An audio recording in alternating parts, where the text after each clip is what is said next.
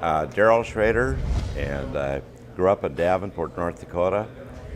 I went to Fargo High, to Fargo Central, to high school, and during that time the Guard was being organized, 1947, and about a good number of us from Fargo Central, Everett Bruss was one, we joined the Guard in 47. I think it was August of 47. So I was enlisted in maintenance as a so-called mechanic, I guess. Worked for Fred Quam for a while, and he was a master sergeant. I was a one-striper. You know, all the senior people were all World War II veterans, so it was a pretty nice time for us young ones to get into the Guard unit. Then I went to ROTC in college and graduated in '52. Went to pilot training, so I dropped out of the unit to go to pilot training, and was on active duty for about 5 years. During that time I flew the F-86s, Europe, Africa, France, Germany mainly.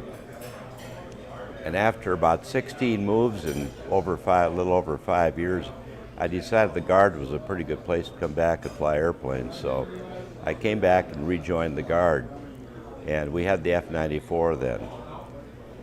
So it's the first time I had flown with someone in the back seat, and we had single-seat F-86s, so we had a Wizzo or an RO at that time.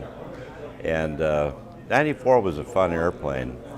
It was a 94C that they had. So I remember one memorable trip. They asked for a flyover at the Highway 94 dedication at Valley City. The governor and all the congressmen delegation were there. Mac was leading, Flesland on the one wing and Charlie Finnegan on the other wing, and I was in the slot.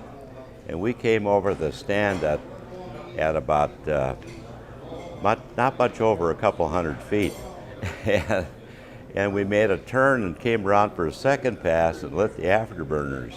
And I think that everybody kind of went down on their knees on the stand. It was a lot of noise for them.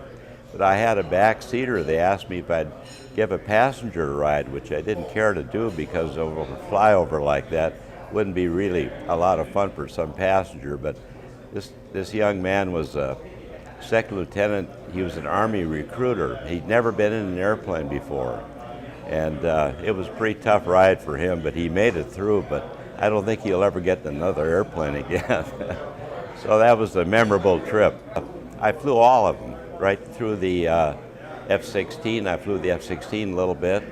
And my last assignment was, I was the assistant, Air Guard assistant to the commander of USAFE over in Europe. I had that assignment for about 5 years, so I got to fly a number of different airplanes that were assigned to USAFE. So I flew the F-15, the F-16, and A-7, and so, but one of my favorites in the Guard was the F-4. That was a nice airplane. I flew those. I think we had the F-4 for close to 10 years, if I remember. So I flew the F-4 during all that time. Flew fighters my whole career. Flew the F-4 on my retirement day, legally.